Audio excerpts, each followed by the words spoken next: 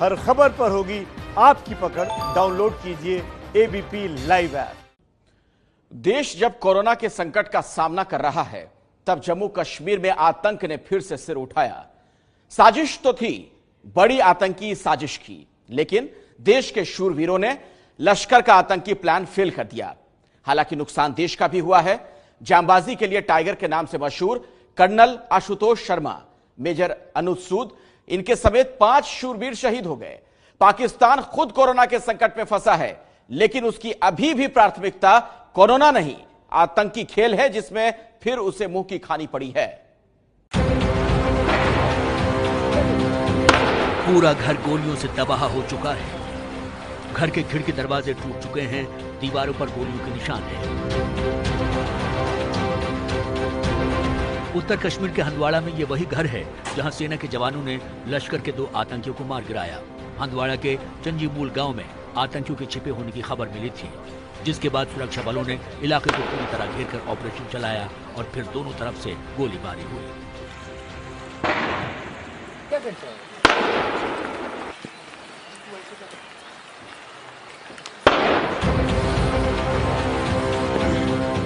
सेना के मुताबिक शनिवार दोपहर 3:30 बजे शुरू हुआ यह ऑपरेशन करीब 15 घंटे चला था, जिसमें जवानों ने 2 आतंकियों को ढेर कर दिया।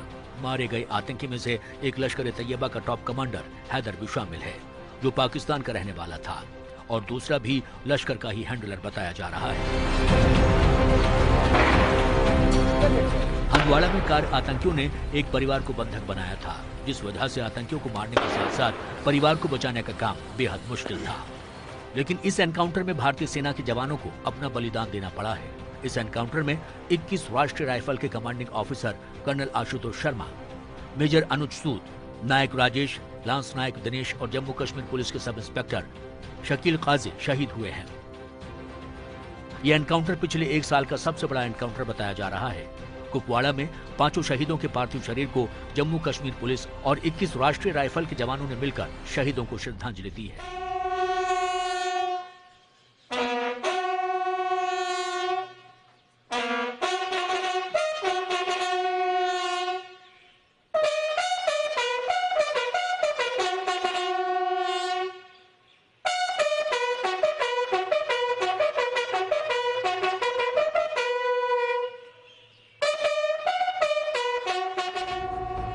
जयपुर में रहने वाला यह परिवार है कर्नल आशुतोष शर्मा का, जहां कर्नल के शहीद होने पर परिवार की आंखों में गम से ज्यादा फख्र नजर आ रहा है। कर्नल आशुतोष की पत्नी से लेकर उनकी बेटी तक सभी की आंखों में गर्व नजर आ रहा है।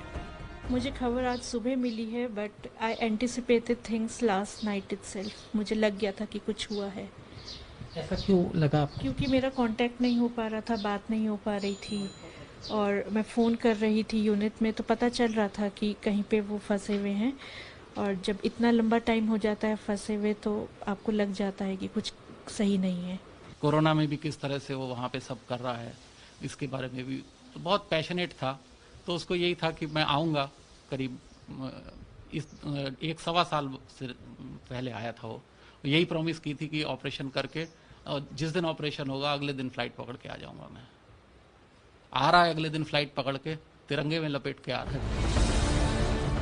21 Rashtriya rifles commanding officer colonel Ashutosh Sharma इससे पहले भी कई आतंकवादी रोधी अभियानों का हिस्सा रह चुके थे, इसलिए उन्हें उनकी यूनिट में टाइगर कहा जाता था।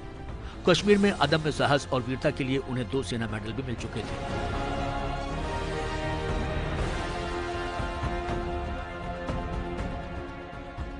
शहीदों की शहादत पर प्रधानमंत्री मोदी समेत रक्षा मंत्री राजनाथ सिंह ने श्रद्धांजलि दी है। हंदवाड़ा में शहीद हुए हमारे जवानों को श्रद्धांजलि उनकी बहादुरी और बलिदान को देश कभी नहीं भूलेगा। हंदवाड़ा में हमारे जवानों और सुरक्षा कर्मियों ने शहादत दी है। उन्होंने आतंकियों के खिलाफ लड़ाई में अनुकरणीय साहस दिखाते हुए सर्वोच्च बलिदान दिया है। हम उनकी बहादुरी और बलिदान को कभी नहीं भूलेंगे।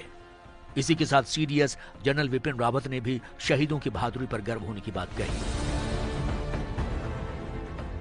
हंदवाड़ा में लोगों की सुरक्षा के लिए सुरक्षा बलों ने अद्भुत साहस दिखाया है। हमें सशस्त्र बलों और जम्मू कश्मीर पुलिस पर गर्व है, क्योंकि उन्होंने आतंकवादियों का सफलतापूर्वक खात्मा किया। हम उन बहादुर कर्मियों को सलाम करते हैं। हाल ही में थल सेना प्रमुख जनरल MM नरवणे ने कहा था कि जब पूरी दुनिया कोरोना वायरस से लड़ रही है तब भी पाकिस्तान की कोशिश भारत में आतंकवाद फैलाने की है। 25 मई से अब तक पाकिस्तान ने सीमा पार से कई बार सीज फायर तोड़ा है। सिर्फ अप्रैल के महीने में ही 60 बार सीज फायर का उल्लंघन हुआ। अप्रैल में ही 32 आतंकी गतिविधियां हुई। इस साल मारे गए 74 आतंकियों में से सिर्फ अप्रैल में ही 29 आतंकियों को ढेर किया गया। 25 मई से अब तक 33 आतंकियों को मौत के घाट उतारा जा चुका है। यानी पाकिस्तान कोरोना संकट का पूरी तरह से फायदा उठाने की कोशिश कर रहा है और इसी का नतीजा है कल हुआ हंदवाड़ा ऑपरेशन। लेकिन भारतीय सेना ने आतंकियों के उस नापाक मंसूबे को भी मिट्टी में मिला दिया।